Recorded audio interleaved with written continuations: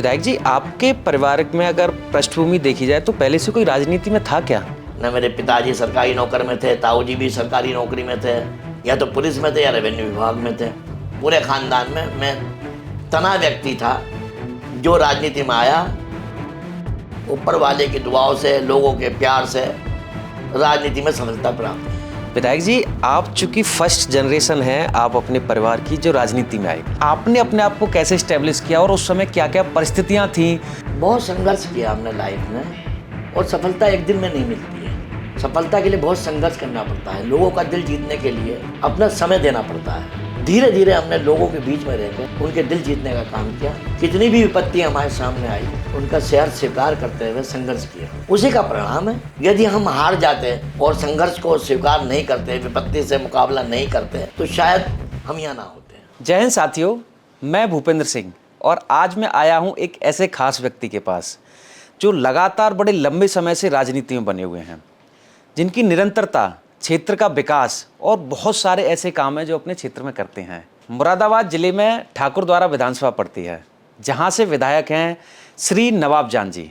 तो आज मैं इनसे विस्तार से बात करूंगा इनके राजनीतिक करियर, बचपन और यहाँ के विकास कार्य और बहुत सारी ऐसी चीज़ों पर जो कि हो सकता है कुछ लोगों को पता हो, कुछ लोगों को नहीं पता हो। तो सबसे पहले मैं आपका बहुत बहुत धन्यवाद करता हूँ विधायक जी, आपने हमें समय दिया। धन्यवाद। आपका भी आभार व्यक्त करते हैं कि आप हमारे पास आए।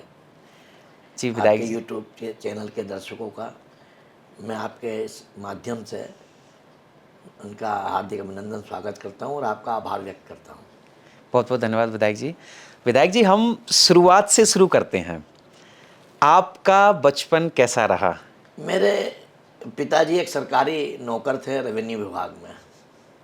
उनकी इच्छा थी कि मेरे बेटा पढ़ लिख के सरकारी नौकर बने, अधिकारी बने, ये उनकी इच्छा थी। लेकिन जब मैं हाई स्कूल में आया तो मेरा एक राजनीतिक इंटरेस्ट पैदा हो गया। वहाँ सबसे पहले मैंने सनातन धर्म हिंदू इंटर कॉलेज के छात्र संघ का महासचिव का चुनाव लड़ा और उसमें मुझे सफलता प्राप्त हुई। वहीं से मेरा राजनीतिक जो इंटरेस्ट है वो जाग गया। उसके बाद मैं धीरे धीरे समाज सेवा में लग गया। 1988 में बहुत दिनों के बाद नगर पालिका परिषद का चुनाव हुआ उत्तर प्रदेश राज्य में। मैंने उसमें चुनाव में, सभासद के चुनाव में पार्टिसिपेट किया, हिस्सा लिया। जनता ने मुझ पर विश्वास किया और मुझे सभासद के पद पर निर्वाचित कर दिया। यहाँ से मेरी राजनीतिक जीवन की शुरुआत हुई। हाँ। उसके बाद मैं लोगों के बीच में बना रहा, समाज की सेवा करता रहा और जो मुझसे लोगों की भलाई में उनके काम आता रहा, सहयोग करता रहा। फिर 2006 में मैं समाजवादी पार्टी के टिकट पर मेरी पत्नी शाइस्ता बेगम ठाकुरद्वारा नगर पालिका परिषद के अध्यक्ष निर्वाचित हुई। जनता ने फिर हम पे भरोसा जताया। 2012 में जब उनका कार्यकाल पूरा हो गया तो 2012 में मैंने कांग्रेस से ठाकुरद्वारा विधानसभा का चुनाव लड़ा। मुझे 47,000 मत प्राप्त हुए, लेकिन मैं किसी कारणवश चुनाव में निर्वाचित नहीं हो पाया। उसके उपरांत 2012 में मैं कांग्रेस के टिकट पर नगर पालिका परिषद ठाकुरद्वारा का अध्यक्ष पद का चुनाव लड़ा और उसमें मुझे जनता ने विश्वास अपना दिया और मैं निर्वाचित हुआ। 2014 में ठाकुरद्वारा विधानसभा जो वर्तमान विधायक थे 2014 में, वो सर्विस कुमार सिंह, वो 2014 में लोकसभा मुरादाबाद के सांसद निर्वाचित हो गए। उनके निर्वाचन के बाद, सांसद के निर्वाचन होने के उपरांत ये पद रिक्त हो गया। मुझे अखिलेश जी और नेताजी, श्रद्धेय नेताजी ने समाजवादी पार्टी का उपचुनाव में 2014 के विधानसभा के उपचुनाव में यहाँ से अपना उम्मीदवार बनाया। मेरी सोच हमेशा समाजवादी थी। नेताजी के आदर्शों पर और लोहिया जी के विचारकों में हमेशा से लोगों चलता था। जो गरीब थे, दलित थे, पिछड़े थे, उनकी सेवा भाव मेरे मन में कूट कूट के भरी थी। यही नेताजी की प्रेरणा थी। नेताजी की प्रेरणा से ही मैंने समाजवादी राह को चुना। 2014 में नेताजी ने और अखिलेश जी ने हम पर भरोसा जताया और ठाकुरद्वारा विधानसभा से समाजवादी पार्टी का हमें उम्मीदवार बनाया। यहाँ की जनता ने हमें पूरा भरपूर समर्थन दिया। हमें 1,11,000 वोट मिले और हम 27,000 वोटों से हमने भारतीय जनता पार्टी के उम्मीदवार श्री राजपाल सिंह चौहान जी को पराजित किया और प्रथम बार ठाकुरवा विधानसभा में समाजवादी पार्टी का परचम लहराया। 2014 में लोकसभा के चुनाव में भी सर्वेश जी मुरादाबाद लोकसभा से सांसद तो बन गए थे, लेकिन जो उनकी होम कॉन्स्टिट्यूंसी ठाकुरवा विधानसभा थी उसमें वो डॉक्टर एसटीएन से 475 वोटों से हार गए।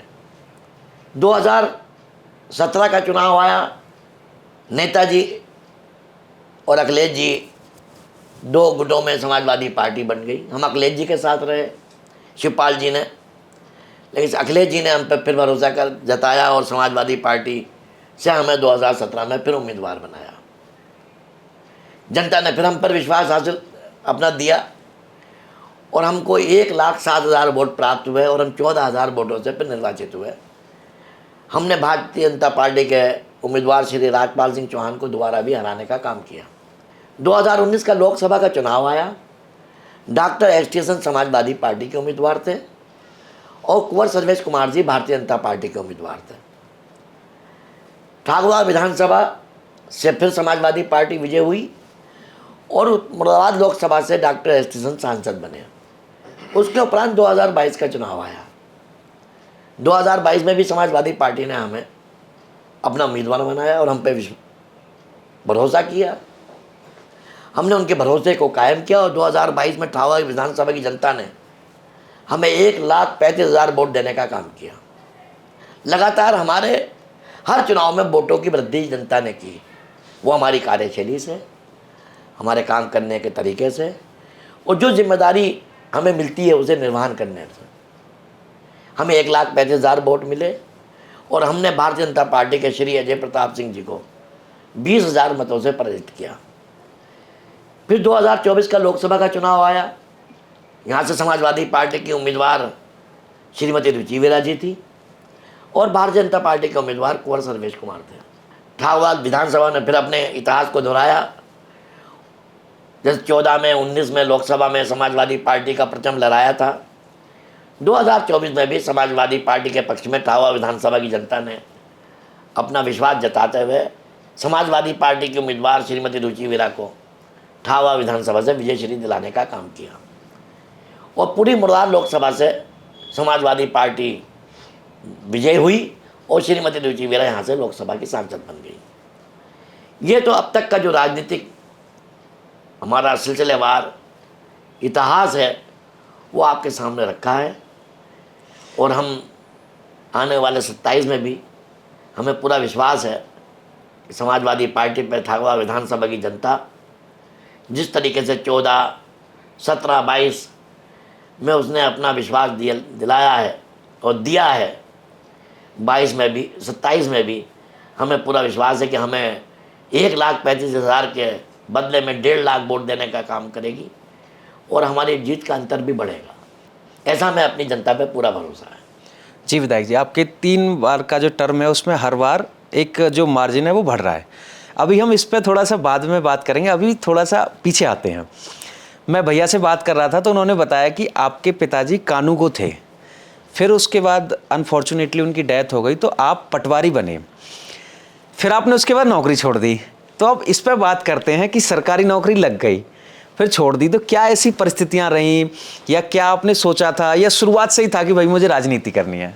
अचानक मेरी उम्र 18 साल थी, मेरे पिता श्री रईस जान खान साहब का देहांत हो गया। वो किछा में पोस्टिंग थे, रजिस्ट्रार कानूगो के पद पर। घर में सबसे बड़े मैं था, जिम्मेदारियां मेरी थी। मैं 3 भाई, हम 2 बहनें हैं। मेरी माताजी बहुत कम उम्र में विधवा हो गई थी, तो पूरे परिवार का बोझ भी मेरे कंधों पर आ गया। सरकारी व्यवस्था के अंतर्गत हमें लेखपाल की काला ढूंगी, एक जनपद नैनीताल में तहसील है, उसमें पटवारी के पद पर हमें नियुक्ति मिल गई। हमने 10-11 महीने का कार्यकाल हमने किया, लेकिन क्योंकि हमने आपको बताया था पहले कि हम छात्र जीवन में आ गए थे और छात्र जीवन की राजनीति में हमें महासचिव का पद वहाँ के छात्रों ने दे दिया था, तो राजनीतिक इच्छा वहाँ से पैदा हो गई थी हमारे अंदर। जी विधायक जी। और हमारा काम भी नौकरी से पहले, जब छोटे बचपन में से ही जो मेरा लगाव था समाज में, समाज के प्रति, व्यक्तियों के प्रति मेरी रुचि थी कि समाज के लिए मैं कुछ करके जाऊं। उसी के जो मन में जिज्ञासा थी, दिमाग में था, उसी को लेके मैंने पटवारी के पद से रिज़ाइन किया। ये बात है सन 84 की। 11 महीने का मेरा पटवारी का कार्यकाल रहा। घर वाले बहुत नाराज़ हुए, रिश्तेदार भी नाराज़ हुए कि कहाँ नौकरी मिलती है, ये कितना बेवकूफ़ व्यक्ति है, इसने नौकरी छोड़ दी, क्या करेगा, क्या इसका भविष्य होगा। बड़े सवाल हमारी ज़िंदगी में खड़े हुए, लेकिन हमने कभी हार नहीं मानी और जीवन में संघर्ष करते रहे, लोगों की सेवा भाव करते रहे और आज उसी का परिणाम है कि आज हम ठावा विधानसभा से निरंतर 3 बार विधायक हैं। विधायक जी, आपके परिवार में अगर पृष्ठभूमि देखी जाए तो पहले से कोई राजनीति में था क्या? मेरे परिवार में कोई, ना मेरे दादा, ना मेरे ताऊ, ना मेरा कोई कज़न, ना मेरा भाई, ना मेरे पिताजी सरकारी नौकर में थे, ताऊ जी भी सरकारी नौकरी में थे, मेरे फूफा भी सरकारी नौकर थे। जितने भी मेरे परिवार के लोग थे उसमें अधिकांश सरकारी नौकरी में थे, या तो पुलिस में थे या रेवेन्यू विभाग में थे।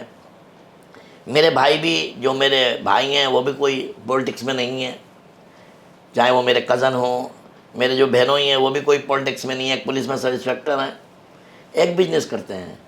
मेरे दोनों भाई भी बिजनेस करते हैं। सिर्फ पूरे परिवार में, पूरे ख़ानदान में मैं तना व्यक्ति था जो राजनीति में आया और उस ऊपर वाले की दुआओं से, लोगों के प्यार से राजनीति में सफलता प्राप्त। विधायक जी, आप चूंकि फर्स्ट जनरेशन हैं, आप अपने परिवार की जो राजनीति में आए। अभी मैं जो सवाल पूछ रहा हूँ वो इसलिए पूछ रहा हूँ कि आपकी वीडियो को बहुत सारे युवा देख रहे हैं। बहुत सारे युवाओं के मन में राजनीति की चमक धमक को देखकर एक सपना होता है कि भाई राजनीति में अपने आप को कैसे इस्टेब्लिश कर सकते हैं। तो अभी मेरा पूछने का आपसे तात्पर्य है कि आपने अपने आप को कैसे इस्टेब्लिश किया और उस समय क्या क्या परिस्थितियां थीं, और आप पहली बार राजनीति में आए थे तो क्या सोचा था आपने उस समय? बहुत संघर्ष किया हमने लाइफ में, और सफलता एक दिन में नहीं मिलती है जी। सफलता के लिए बहुत संघर्ष करना पड़ता है। लोगों का दिल जीतने के लिए अपना समय देना पड़ता है। धीरे धीरे हमने लोगों के बीच में रहकर उनके दिल जीतने का काम किया। कितनी भी विपत्ति हमारे सामने आई, उनका शहर स्वीकार करते हुए संघर्ष किया। जी। उसी का परिणाम है। यदि हम हार जाते और संघर्ष को स्वीकार नहीं करते, विपत्ति से मुकाबला नहीं करते, तो शायद हम यहाँ ना होते। तो संघर्ष जीवन की प्रगति का रास्ता है। जो व्यक्ति अपने जीवन में संघर्ष से पीछे नहीं हटा, विपत्तियों का डटकर मुकाबला नहीं किया, वो व्यक्ति सफलता की कुंजी को प्राप्त नहीं कर सकता है। मेरा अनुभव यह है कि मैंने वो सब दौर देखा है जो एक आम साधारण आदमी की ज़िंदगी में आता है। उस दौर को मैं गुजर चुका हूँ। मेरी ज़िंदगी बड़ी सादगी भरी है, सरल जीवन है मेरा। आम आदमी मुझसे डायरेक्ट अप्रोच कर सकता है। और मैं आपको ये भी बता दूं कि जितनी भी कॉलें आती हैं और मैं यदि रिसीव नहीं करता हूँ तो सारी कॉल को कॉल बैक करता हूँ। बिल्कुल विधायक जी। ये दर्द है मेरे लिए कि कोई व्यक्ति हो सकता है किस परेशानी में हो, अपनी परेशानी जिज्ञासा मुझे बताना चाहता हो जो मैं उसकी मदद कर सकूं। यदि मैं कॉल वापसी कर दूंगा तो एक तो वो संतुष्ट हो जाएगा मुझसे, और यदि उसकी कोई परेशानी है तो उसे मैं दूर करने का प्रयास भी कर सकता हूँ। यदि कम्युनिकेशन नहीं होगा तो ना मुझे परेशानी मालूम होगी, ना मेरा प्रयास होगा, ना वो मुझसे संतुष्ट होगा। मैं पूरे 5 साल जनता के बीच में रहता हूँ।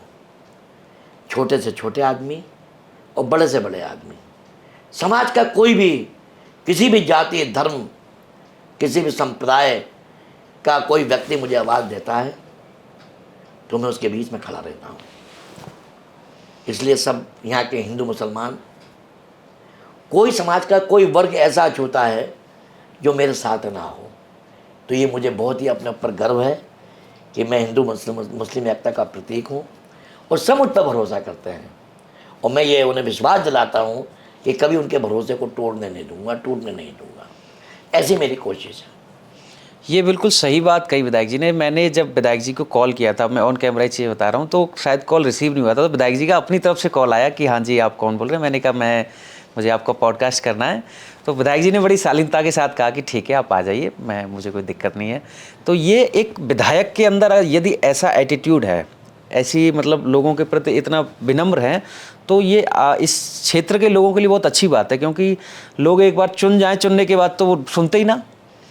मैंने विधायक को इतनी इजी अप्रोच करा दिया है आम आदमी के लिए कि बहुत सारे विधायक साथी भी हमसे नाराज होते हैं, क्या तुम तो सबके यहाँ पहुँच जाते हो, लोग हमें ताने देते हैं कि आपके विधायक जी तो हमारे यहाँ भी आए थे, कलवा के भी आए थे, राम सिंह के भी आए थे, आप नहीं आते हैं।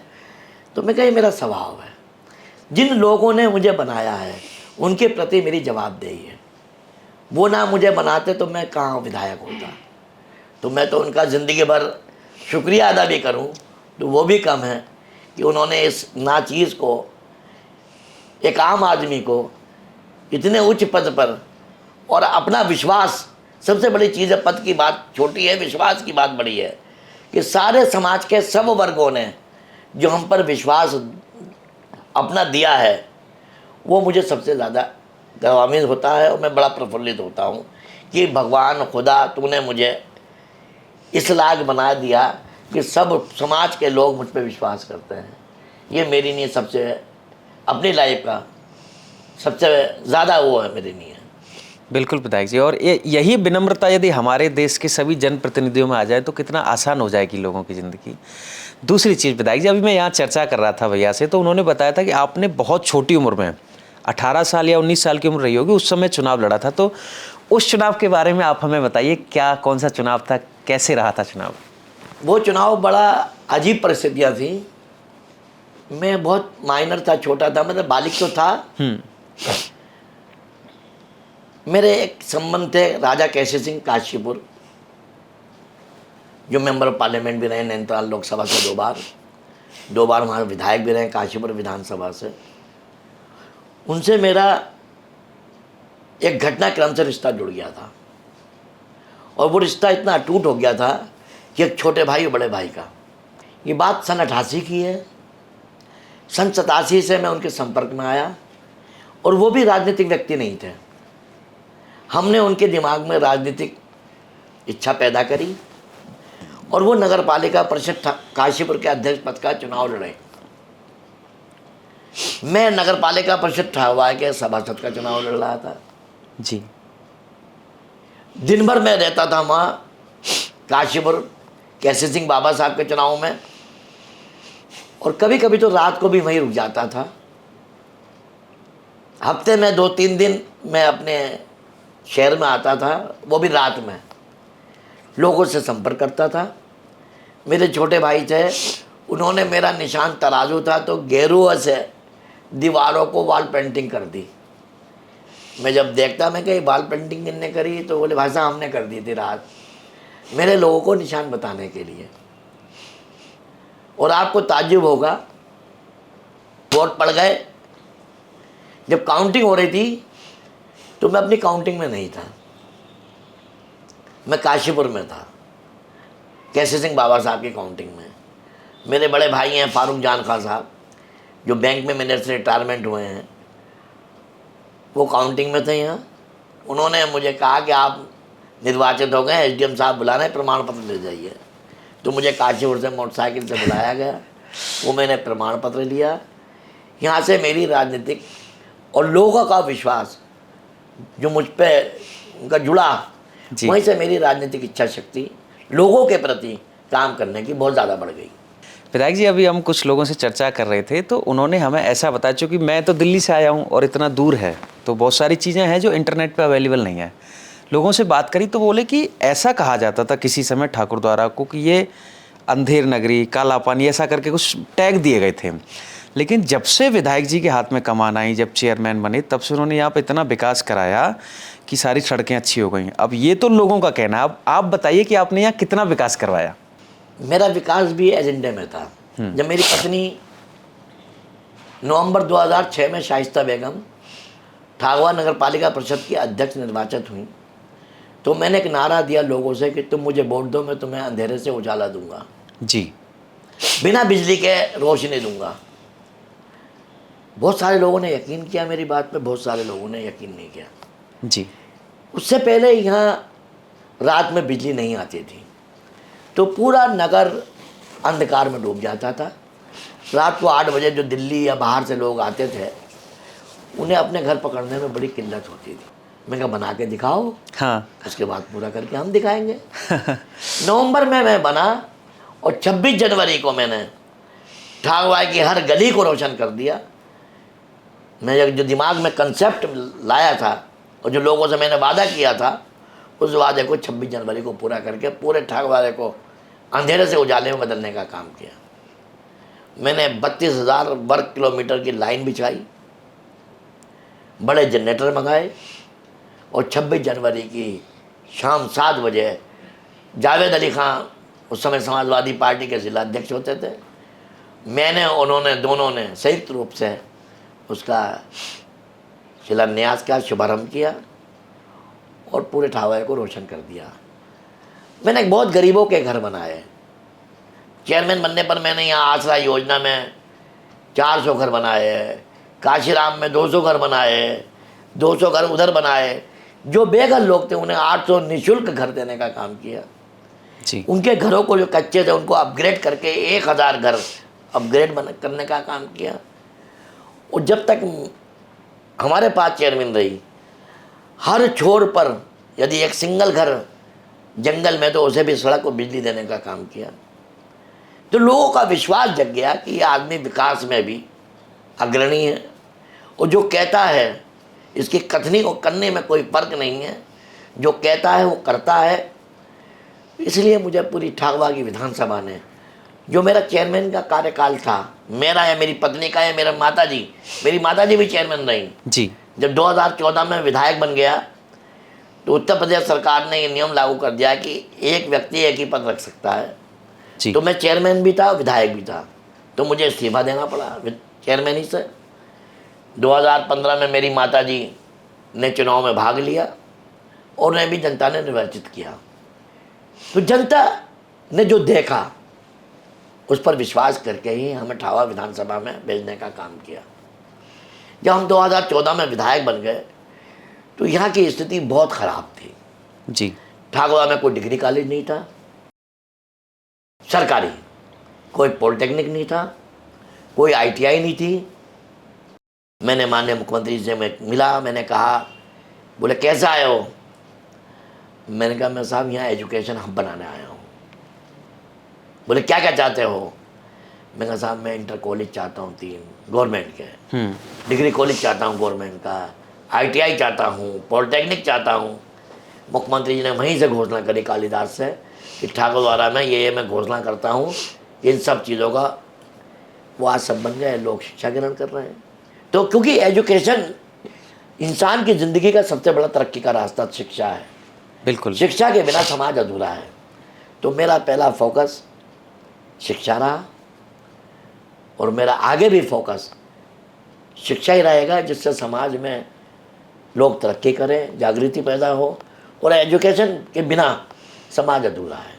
खासकर आने वाले कल में आऊँगा तो मेरा प्रयास है कि महिलाओं के लिए डिग्री कॉलेज जी। और महिलाओं के लिए इंटर कॉलेज और बनवाऊँ।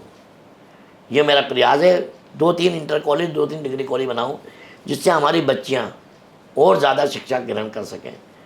क्योंकि एक माँ यदि पढ़ी लिखी है तो पूरे परिवार को पढ़ा सकती है। बिल्कुल सही बात। एक अनपढ़ माँ को बहुत किल्लत होती है अपने परिवार को पढ़ाने में, और एक पढ़ी लिखी बेटी यदि परिवार जब उसका बनता है तो अपने बच्चों की परवरिश में उसका बहुत बड़ा रोल होता है।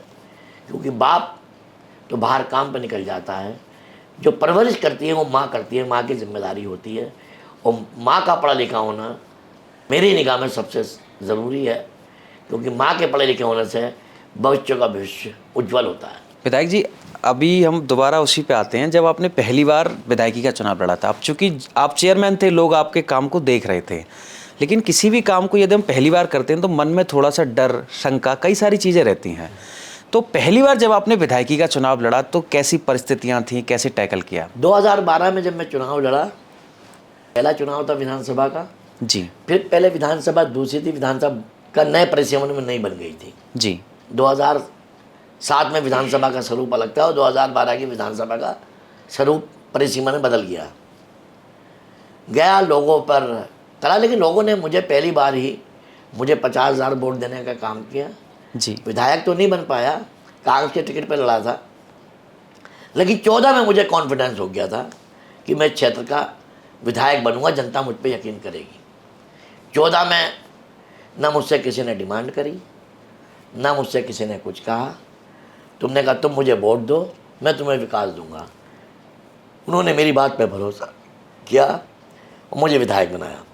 यहाँ कोई भी सड़क हॉट मिक्स की नहीं थी 14 से पहले। जी चाहे ठाकुर द्वारा रतुपुरा करणपुर हो, चाहे ठाकुर द्वारा डिलारी हो, चाहे अलीगंज दलपतपुर ठाकुर द्वारा हो, चाहे डिलारी दोराए से सूर्यनगर जसपुर हो, जितने मुख्य, चाहे NST रोड हो, नूरपुर सिवाय ठाकुर द्वारा मार्ग हो, चाहे ठाकुर द्वारा मुरादाबाद मार्ग हो, कोई सड़क हॉट मिक्स की नहीं थी।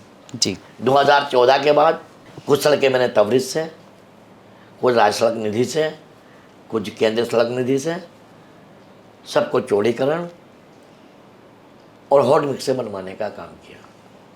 2.5 साल की मुझे सत्ता का प्राप्त हुई। जी 10 साल से मैं विपक्ष की राजनीति में हूँ, तो 2.5 साल में जितना विकास मैं कर सकता था उससे ज़्यादा कराने का प्रयास किया मैंने। यहाँ 2 पुल मैंने ऐसे बनवाए जो ठाकुर द्वारा से कांट जा सकते हैं। आप अभी आप दिल्ली जाएं तो वाया कांट ही जाना, जी जो आपको ये मुराद से होकर सारा सफ़र बच जाएगा और ठाकुर वाया से दिल्ली की दूरी कम से कम 30 किलोमीटर कम हो जाएगी। अरे हम तो अमरोहा होके आए थे उस हाँ, वो अमरोहा काट होके आए होंगे ना, वही रास्ता सही है। यदि वाया मुराद आते तो 30 किलोमीटर आपको ज़्यादा पड़ता। हाँ तो वो पुल नहीं था रामगंगा पर, वो पुल हमने बनवाने का काम किया। ढेला नदी पे चुमड़िया कला में पुल नहीं था, वहाँ हमने बनवाने का काम किया। और बहुत सारे गांव में विद्युतीकरण नहीं थी। बलिया में बिजली नहीं थी, मुलावान में बिजली नहीं थी, अनेकों गांव थे जहाँ बिजली नहीं थी, लोग बिना बिजली के जीवन यापन करते थे। जी हमने कहा कि हम तुम्हारे गांव में वोट मांगने जब आएंगे 2017 के चुनाव में, कि जब तुम्हारे गांव में बिजली से रोशन कर देंगे। हमारी मेहनत, लगन, उनके काम के प्रति हमारा समर्पण, हम उन गाँव में जब वोट मांगने गए, जब पहले बिजली जलाने का काम किया। तो ऐसा विश्वास जब ही हासिल होता है।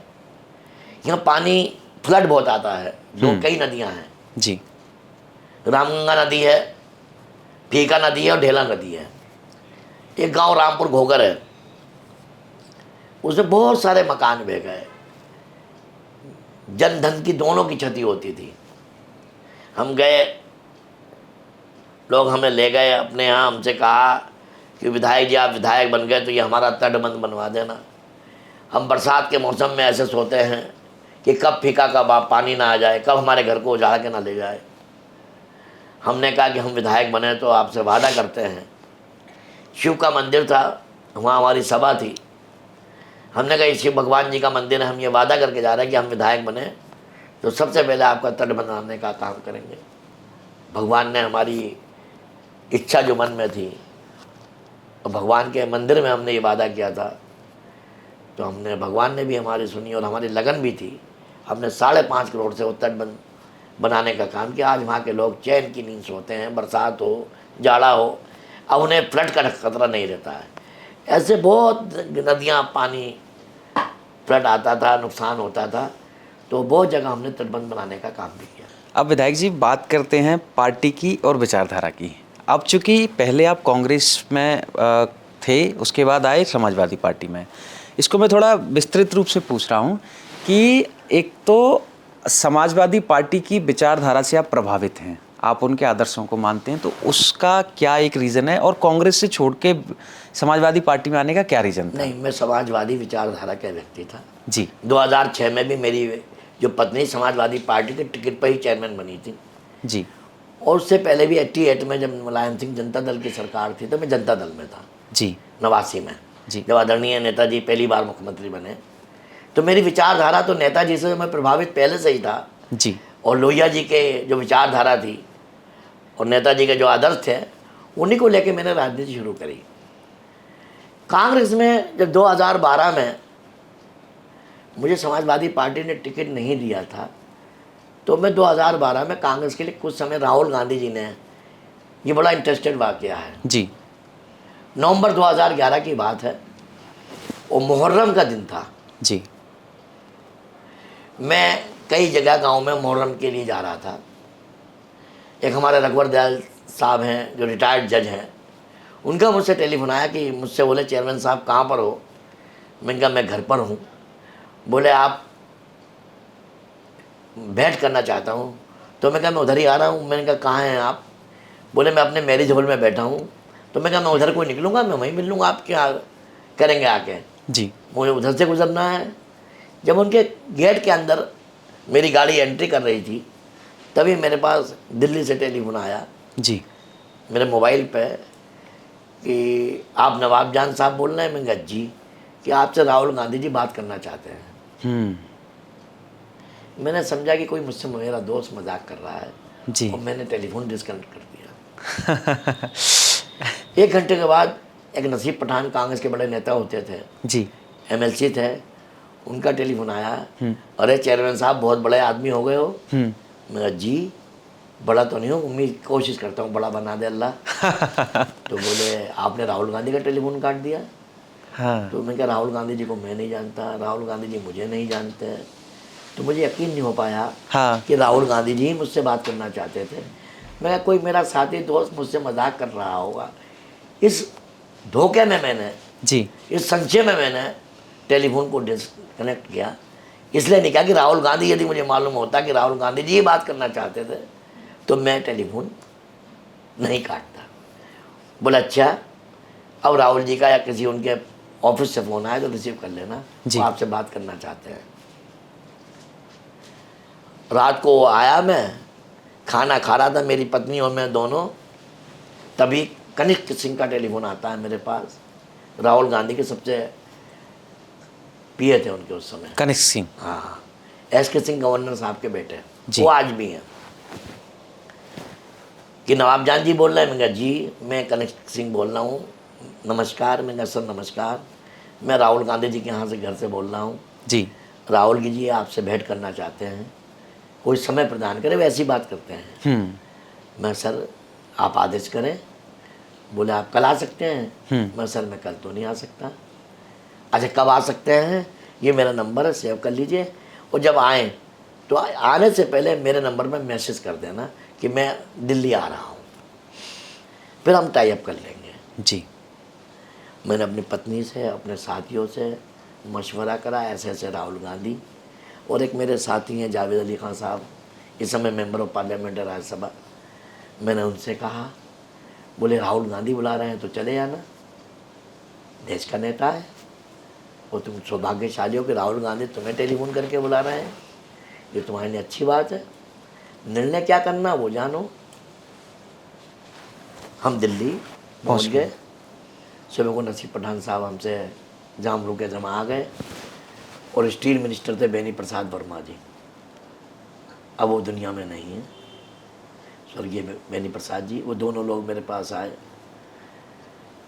उन्होंने मेरा परिचय कराया बेनी प्रसाद से कि ये नवाब जान जी हैं, और राहुल गांधी जी ने कई दिन से तलाश कर रहे हैं, लेकिन ये आज हाथ आए हैं।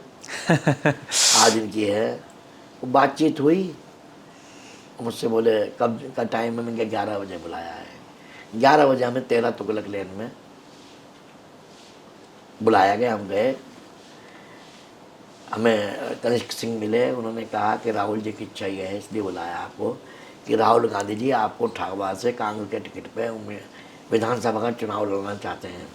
आपका इंटरेस्ट हो तो आप मुलाकात करें, आपका इंटरेस्ट ना हो तो फिर मुलाकात करने से कोई लाभ नहीं है। जी मैंने कहा अच्छा सर, मैं 1 घंटे बाद आपको बताऊंगा। और मुझे याद है वो दिन, उस दिन सोनिया गांधी जी का जन्मदिन था, मैडम का। हमने 1 घंटे बाद बताया उन्हें कि साहब मैं आपके साथ, आपके नेतृत्व में काम करना चाहता हूँ। द्वारा पहुँचे 13 तुगलक लेन, वहाँ से टेलीफोन गया AICC को जी कि नवाब जान साहब आ रहे हैं, इन्हें AICC का मतलब पार्टी का मेंबर बना दीजिए। हम गए वहाँ, पहले से हमारे थे, वो हमें मेंबर बना के आ गया। और शाम का 6 बजे हमारा टाइम राहुल गांधी से भेंट करने का हो गया।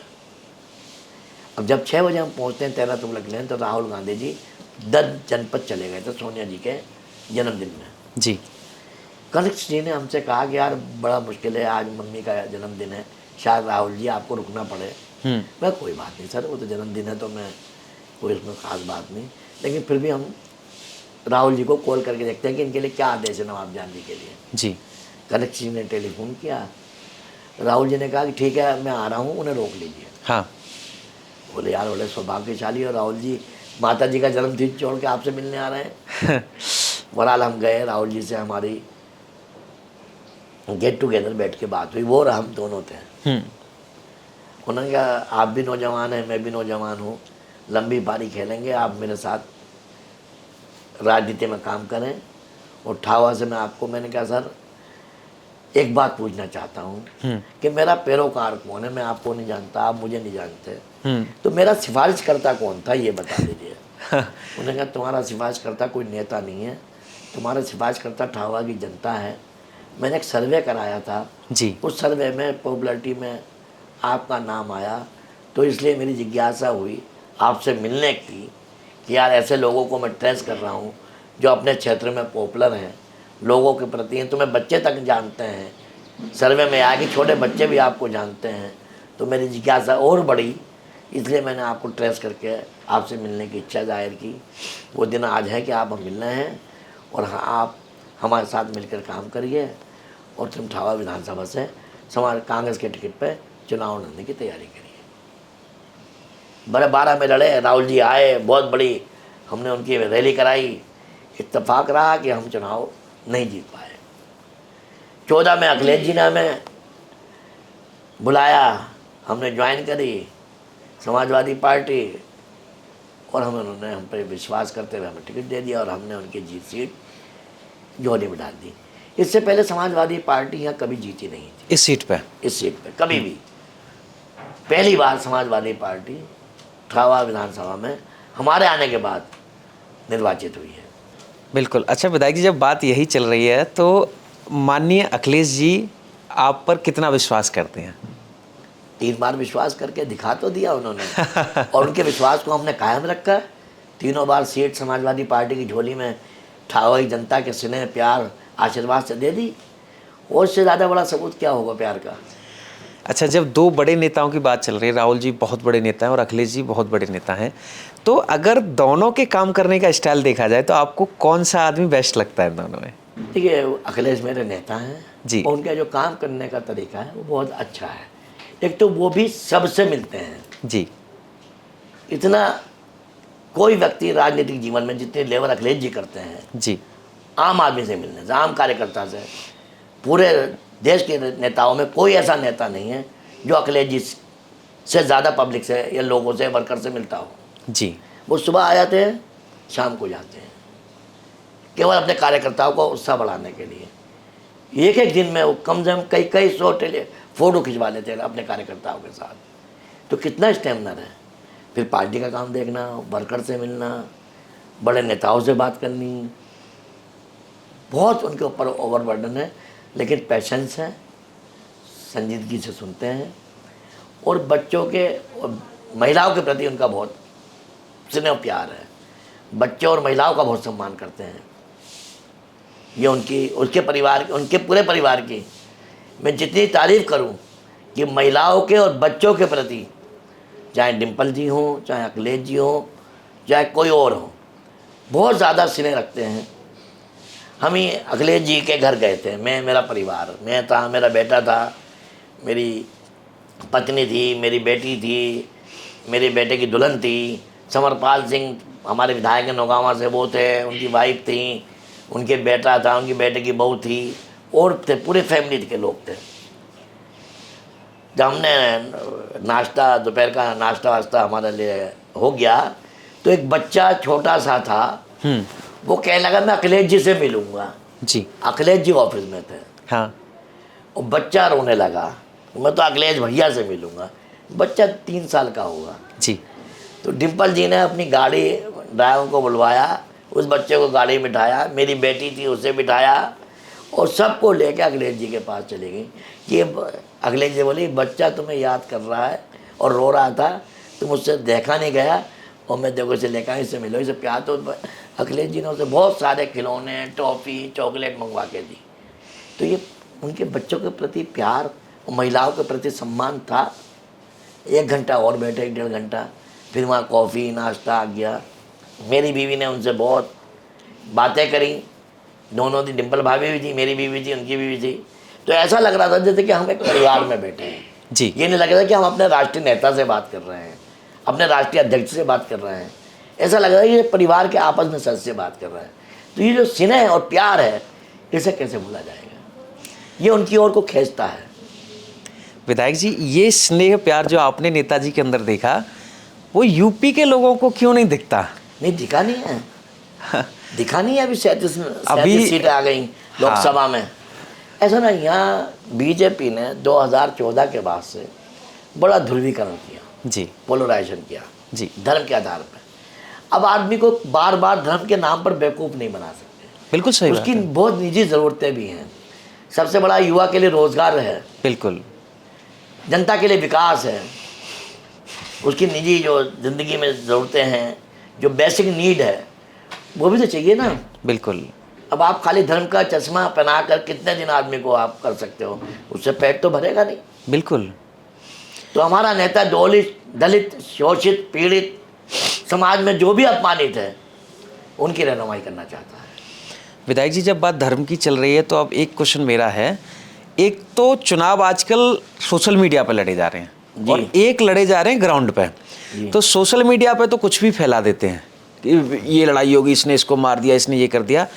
क्या आपको वास्तव में ज़मीन में कोई भेदभाव दिखता है? मेरे सामने तो मुझे 3 चुनाव हुए, किसी ने मेरे साथ कोई भेदभाव वाला प्रयास नहीं किया आज तक। और जहाँ मुझे एक विश्वास है अपने हिंदू भाइयों पर, उन्होंने मेरे कभी विश्वास को नहीं तोड़ा। मैं पहले अपने चुनाव के बोर्ड पढ़ने के बाद अपना एग्जिट पोल निकाल लेता हूँ कि मुझे इस गांव में इतने वोट मिलेंगे। और देखिए कितनी खूबसूरत है ये विधानसभा कि 6 गांव ऐसे हैं जहाँ कोई मुसलमान मतदाता नहीं था, लेकिन मैं वहाँ से जीता। और कौन सा सबूत देंगे हिंदू मुस्लिम एकता का? सही बात इससे बड़ा सबूत क्या हो सकता है कि जहाँ कोई मुस्लिम नहीं था और वो हिंदू बोले नहीं, हिंदू ही टोटल मतदाता थे, हिंदू भाई हमारे, और 100% ने मुझ पर विश्वास करके 50 अभाव ने, तभी तो मैं जीता। बिल्कुल। तो इससे ज़्यादा हिंदू मुस्लिम एकता का प्रतीक और कौन सी विधानसभा होगी या कौन सा गांव होगा? कैसे कह दूं मैं भेदभाव करते हैं? तो नहीं कह सकता ना। अब हम इसमें ये भी निष्कर्ष दे सकते हैं लोगों को कि जो सोशल मीडिया को सिर्फ देख देख के अपने मन में एक चीज़ बनाए जा रहे हैं। सोशल मीडिया र्यूमर का एक प्लेटफॉर्म है जी। आपको वह कंस्ट्रक्टिव चीज़ें नहीं मिलेंगी, नकारात्मक चीज़ें मिलेंगी, सकारात्मक नहीं मिलती हैं। तो र्यूमर तो किसी चीज़ को भी गुमराह कर देती ना।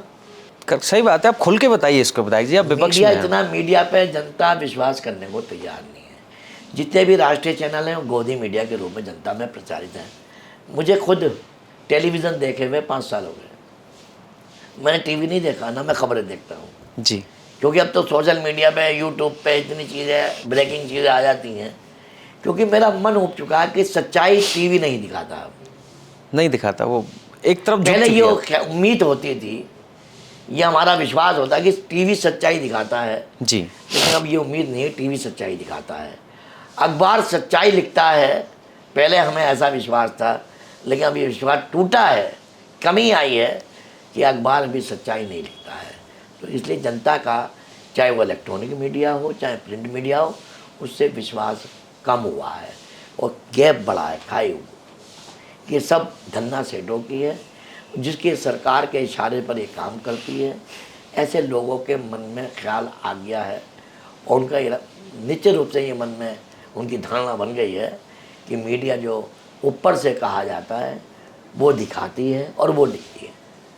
विधायक जी, अभी आपने एक चर्चा करी थी कि मैं चुनाव से पहले अपना सर्वे करवा लेता हूं कि कहां से जीतूंगा, कहां से अच्छे वोट मिलेंगे। तो उस सर्वे का क्या माध्यम है विधायक जी, कैसे आप करवाते हैं? जनता। मैंने अपने 3-4 एंगल से, एक बूथ पे मैंने बीजेपी के लोगों से भी, अपनी पार्टी के लोगों से भी। संबंध तो सबसे होते हैं, चाहे वो वोट दे ना दे, लेकिन व्यक्तिगत संबंध थोड़ी खराब होते हैं। बिल्कुल। हाँ भाई, क्या स्थिति मेरी यहाँ, तो 3-4 एंगल से मैं जानकारी उस बूथ की लेता हूँ, फिर उसका एवरेज निकालता हूँ। उससे मैं ये एवरेज से निकाल लेता हूँ कि इस बूथ पे मुझे कितने प्रतिशत वोट मिलेंगे। जी। ये मेरा आकलन होता है, और अभी तक जो मेरा आकलन रहा है वो 90.99% सही रहा है। एकदम करेक्ट। हाँ, मैं पहले से बताया था कि मैं इतने वोटर जीतूंगा, या तो गॉड गिफ्ट कह लीजिए, या मेरा आकलन सही मान लीजिए। जो विश्लेषण करता हूँ, मैं निकालता हूँ, ये मेरा जो ऑब्जर्वेशन है वो मान लीजिए। कोई ना कोई वजह तो है कि जो मैंने निकाला वो सही निकलता है। विधायक जी, आप बहुत सीनियर हैं उम्र के हिसाब से भी, और आपके एक्सपीरियंस राजनीति में बहुत बड़े हैं। तो एक बार कैमरे पे बता भी दीजिए कि क्या ऐसी एक टेक्निक होती है, क्योंकि नए लोग सीख लेंगे इसको। मैंने कहा ना, मैं अपने वर्कर से, जनता से ही तो देंगे, आप किससे लेंगे? और हाँ, जनता से तो फीडबैक मिलेगा, बिल्कुल। उसी का तो आप आकलन करेंगे। जो ओपिनियन पोल हैं, एग्जैक्ट पोल है, इनका माध्यम भी तो सेफोलॉजी, जो सेफुलर होते हैं, ये भी तो जनता से ही लेते हैं। बिल्कुल। उसी को तो एवरेज निकालते हैं। ये वही मेरा तरीका है, उनका थोड़ा साइंटिफिक है, मेरा थोड़ा नॉन साइंटिफिक है, इतना ही फर्क है। लेकिन वो कहावत है ना कि उम्र का तजुर्बा। देखो, समाज में जो आम आदमी है, जी। जो देखता है वो कहता है। आम आदमी कभी झूठ नहीं बोलता, धोखा नहीं देता। तो हम आम आदमी बताएगा कि तुम्हारी स्थिति क्या है, वो किसी भी वर्ग का हो, तो उसको आकलन करने में आसानी होती है। नेता तो अपनी कहेंगे ना, बिल्कुल। कोई पॉलिटिकल पार्टी का वर्कर होगा तो अपनी कहेगा, मेरा वर्कर होगा तो मेरी कहेगा। लेकिन जो मैं आम आदमी से, जो आम है, जो वोटर है, मैं उससे बात करता हूँ, भाई यहाँ क्या स्थिति रही है। वो वोटर चाहे बीजेपी का हो, चाहे वो वोटर सपा का हो, वोट तो दे के ही आया किसी ना किसी को। बिल्कुल। तो सपा बीजेपी का तो हो गई, बिल्कुल। कांग्रेस का, लेकिन वो वास्तविक से अपना मुंह मोड़ता नहीं है। जी। ये है, तो उससे मैं आकलन करता हूँ। तो आकलन में मेरा आकलन अच्छा रहता है, विश्लेषण, और मैं सही जगह पहुँच जाता हूँ। विधायक जी, आप चूंकि उत्तराखंड के बॉर्डर पे हैं, यहाँ से 3-4 किलोमीटर आगे बढ़ो तो उत्तराखंड राज्य लग जाता है। जिस समय उत्तराखंड राज्य बना था, आप उस समय राजनीति में कहीं ना कहीं एक्टिव थे। 2002 में बना था ये। हाँ, तो उस समय कैसी परिस्थितियां थी, किन परिस्थितियों के कारण बनाना पड़ा? आपने चूंकि चीजें ग्राउंड पे देखी हैं, उसके बारे में बताइए। ऐसा एक आंदोलन चल रहा था, उत्तराखंड क्रांति दल की ओर से आंदोलन चल रहा था। वहाँ के लोगों की डिमांड थी। जब डिमांड थी तो वो आंदोलन उग्र भी हुआ, मुजफ्फरनगर कांड हुआ, बहुत सारे उत्तराखंड के भाई शहीद हो गए थे। तो फिर भारतीय जनता पार्टी की सरकार जब बनी तो उन्होंने उत्तराखंड को अलग राज्य का दर्जा दे दिया। उत्तर प्रदेश में मुलायम सिंह जी की सरकार थी, नहीं कल्याण सिंह की थी, किसकी थी मुझे याद नहीं पूरी तरीके से। उससे पहले तो उत्तराखंड और यूपी में राजनीति हम तो दोनों की कॉमन थी ना, 2002 से पहले। हाँ। 2002 के बाद स्टेट चेंज होने से राजनीतिक परिवर्तन आ गया है, लेकिन वहाँ की जो कल्चर है, स्वभाव है, दोस्ती है, ताल्लुकात है, उसमें कोई परिवर्तन नहीं है। सिर्फ राजनीति में परिवर्तन आया है। दूसरा, अभी मैं चर्चा करा तो वो अभी एक बात निकल के आई कि उत्तराखंड का एक शहर है, वो आपके लिए ज़्यादा नज़दीक पड़ता है बजाय मुरादाबाद के। तो आप यहाँ के लोग मतलब मार्केट करने के लिए वहाँ पे जाते हैं? अधिकांश लोग सरकारी कार्य हेतु तो मुरादाबाद जाते हैं। हाँ। लेकिन जो निजी घरेलू है, हमारे लोग, परिवार के लोग भी काशी हो जाते हैं शॉपिंग करने, मुरादाबाद नहीं जाते, क्योंकि 10 किलोमीटर है, वो 50 किलोमीटर है, तो आदमी अप्रोच जल्दी है। विधायक जी, आपने बहुत सारे सीनियर लीडर्स के साथ काम किया है। अब इनमें एक सीनियर, सबसे ज़्यादा सीनियर आते हैं श्रद्धेय मुलायम सिंह यादव जी। जी। आप कभी उनके साथ काम कर रहे हैं, कोई ऐसा वाकया याद हो कि मुलायम सिंह यादव जी के साथ का, तो वो आप बता सकते हैं? नेताजी 2007 का चुनाव था जी। नेताजी मुख्यमंत्री थे जी। विधानसभा का, और जसपुर में नेताजी आए थे। मैं और मेरी पत्नी मुख्यमंत्री थे, नेताजी जसपुर में हफीज़ साहब चुनाव लड़ रहे थे समाजवादी पार्टी के टिकट पर। हम दोनों गए थे। नेताजी ने हमें बुलाया, मेरी बेटी सिर पे हाथ रखा, बेटी तुम इनकी मदद करना और मुझसे मिलना। तो उन्होंने बताया, ये तो हाँ, बोले मैं जानता नहीं था आपको, लेकिन नाम सुना था आपका। कई पल आए नेताजी ने जो हमें आशीर्वाद दिया। जी। अब नेताजी तो जो व्यक्तित्व था, उस व्यक्तित्व का तो कोई मुकाबला हमारे प्रदेश की राजनीति में है नहीं। जितना वो गरीबों के प्रति अपनी संवेदना रखते थे, उस जैसा नेता तो सदियों में एक बार ही आता है, आने वाले कल में आएगा नहीं आएगा। थोड़ी बहुत जो झलक दिखती है वो नेताजी के अखिलेश जी में दिखती है। बिल्कुल। तो इसलिए नेताजी का तो कोई सानी नहीं है, कोई मुकाबला नहीं है, कोई उसका कंपैरिजन किससे करें, मुझे नहीं दिखता, जो मेरा अनुभव कहता है। और युवा पीढ़ी में अखिलेश जी का कोई विकल्प नहीं है। जितनी वो मेहनत करते हैं, इतना मेरी दृष्टि में कोई नेता नहीं है जो अपनी पार्टी कार्यकर्ताओं के लिए, क्षेत्र प्रदेश की जनता के लिए इतनी मेहनत करता हूँ। विधायक जी, आपने सरकार में रह के भी काम किया है और विपक्ष में रह के भी काम किया है, तो जब आप सरकार में रह कर के काम कर रहे थे तब चीज़ों को करवाना कितना आसान था, और अब आप विपक्ष में हैं तब काम को करवाना कितना कठिन है? जो कह दिया अखिलेश जी ने कर दिया। अब तो बहुत बुरे हालात हैं। हमारे क्या, बीजेपी वालों के हालात बहुत ख़राब है।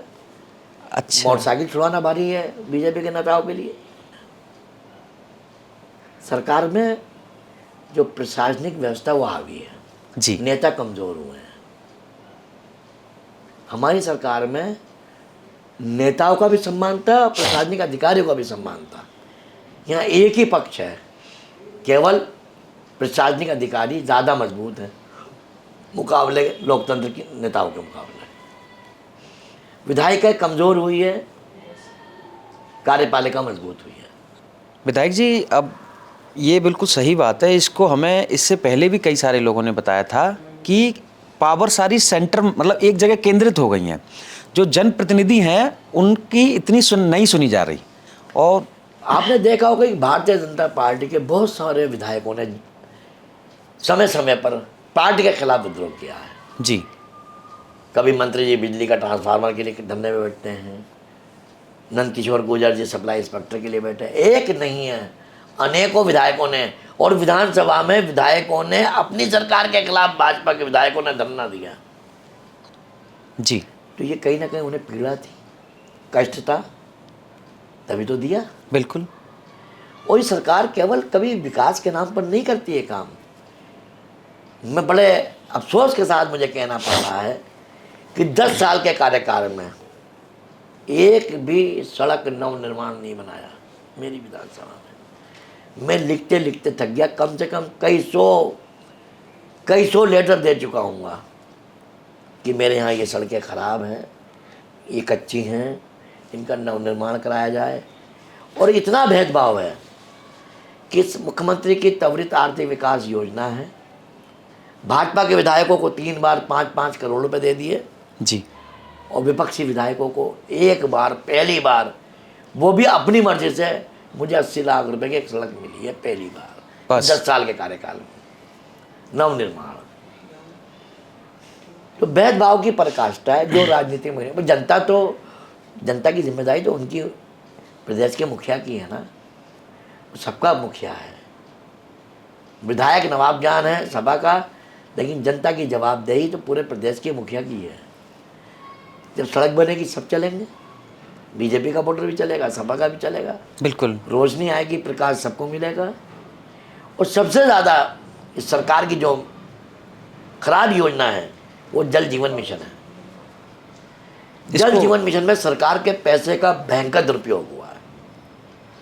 हमने जितने भी विधायकों ने विधायक निधि से या अखिलेश जी की सरकार में जनेश्वर मिश्र योजना के अंतर्गत या लोहिया ग्राम विकास योजना के अंतर्गत जितना भी ग्रामों का विकास किया गया था, इस जल जीवन मिशन ने उस विकास को भी ख़त्म कर दिया। सारी सड़कें खोद दी, कोई सड़कों को, खुदी हुई सड़कों को बनाने को तैयार नहीं। लोगों के आवागमन में इतनी परेशानी है और पानी की एक बूंद भी अभी किसी को मिली नहीं है। 30,000 35,000 करोड़ रुपए खर्च कर दिए सरकार ने। उन्हीं के विधायक ने मंत्री को घिराव कर लिया था, सत्यमदेव सिंह का। पूरे जनपद में कोई गांव अछूता होगा या नगर पालिका क्षेत्र जहाँ जल जीवन मिशन योजना के अंतर्गत सड़कों का खुदान का काम करके खराब ना करी गई हो और उन्हें ठीक नहीं किया गया। कितनी बार विधानसभा में सवाल पर बात उठी, लेकिन इधर से सुनती सरकार, इधर से निकल जाती है। सरकार ने तो काला चश्मा पहन रखा है, उसे तो हरा ही हरा दिखाई दे रहा है।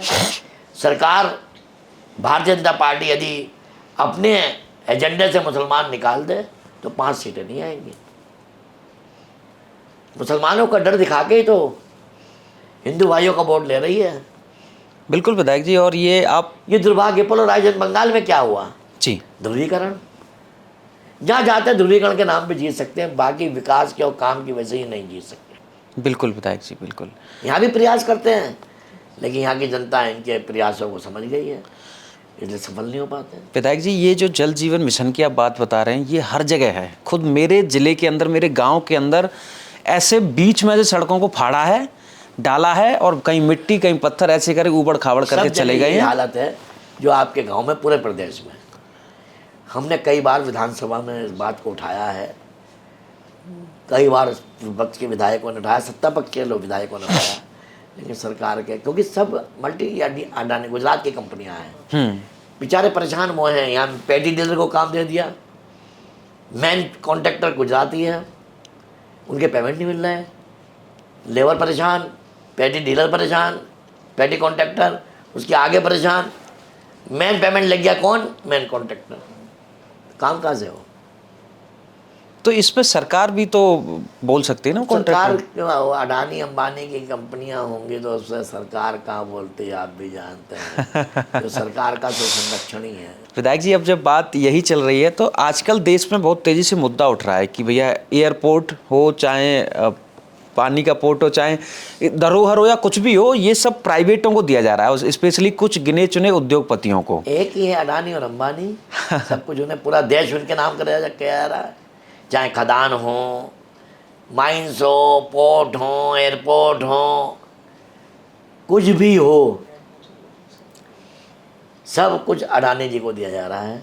सरकार का वरदस्त है। जितनी भी बड़े प्रोजेक्ट हैं वो सब अडानी जी के पास है।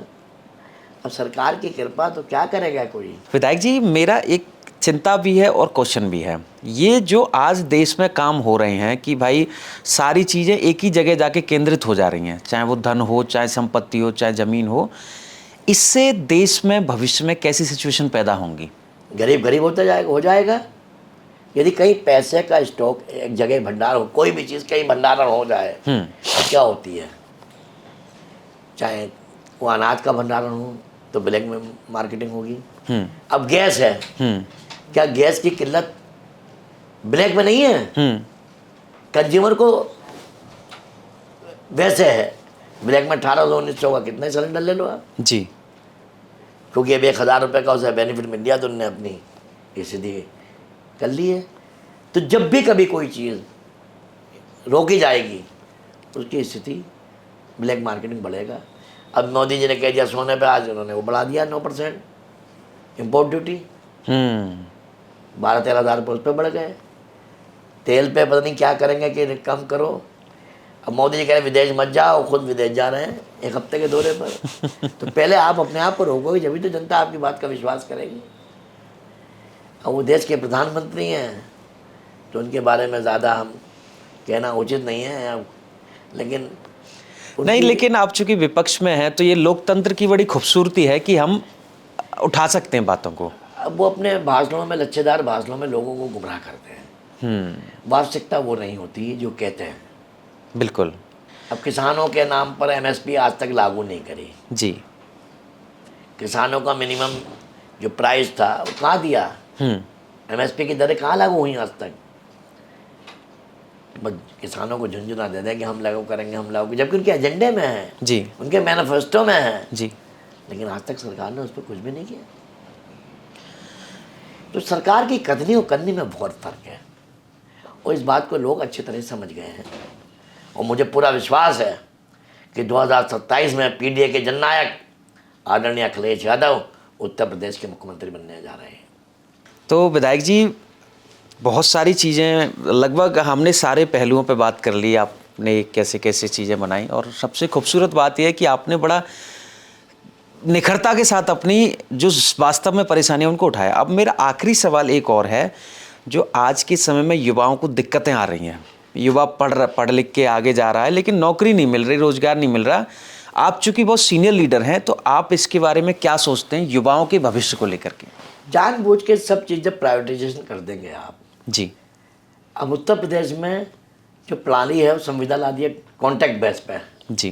तो सर रोज़गार कम होंगे ना, सरकारी रोज़गार कहाँ से मिलेंगे? एक तो संविदा बिल्कुल बंद की जाए, जी। जितने भी बैकलॉग है जी। उसे भरा जाए, जब तो रोज़गार के अवसर पैदा होंगे। बिल्कुल। और जो नौजवान अपनी उम्र आयु पार कर चुका है, उसमें 5 साल का उसको रिलैक्सेशन दिया जाए, छूट दी जाए। और प्राइवेट में भी आरक्षण किया जाए। सरकार आरक्षण नहीं देना चाहती, सरकार आरक्षण पर को अंकुश लगाना चाहती है जानबूझ के।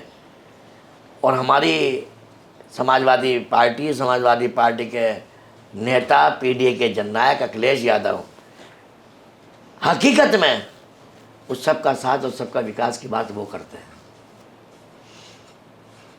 बीजेपी कहती है, करती नहीं है जी। लेकिन हकीकत में हमारे नेता आदरणीय अखिलेश यादव जी करते हैं।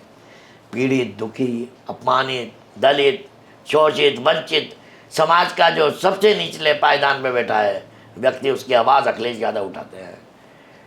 वही जो सबका विश्वास, सबका विकास करने की बात करते हैं।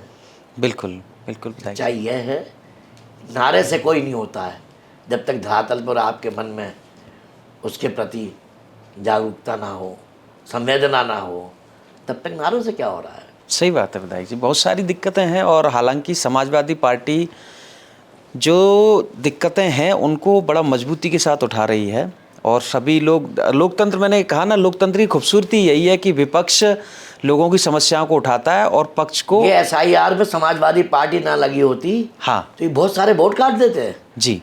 समाजवादी के जो पीडीए प्रभारी थे, मेरे यहाँ भी कोशिश की गई, पूरे उत्तर प्रदेश में कोई विधानसभा नहीं बची होगी, लेकिन हमारे नेता के जो उनकी निगाहें थी SIR को लेकर, और जो उनकी जागरूकता थी, और जो जागरूकता से उन्होंने जन जन तक, हम तक पहुँचाने का काम किया, उसी की प्रेरणा से ये SIR में धांधली रोकने का काम पीडीए प्रभारी और समाजवादी पार्टी के कार्यकर्ताओं ने किया।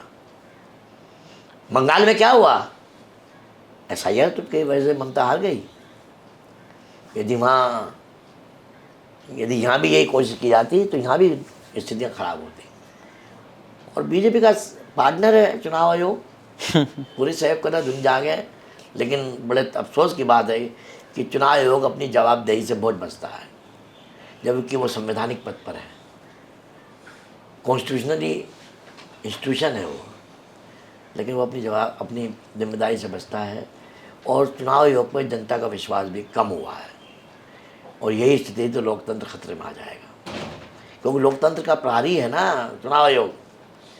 जब चुनाव आयोग पर जनता का विश्वास हो जाएगा तो लोकतंत्र पर विश्वास कैसे रह जाएगा?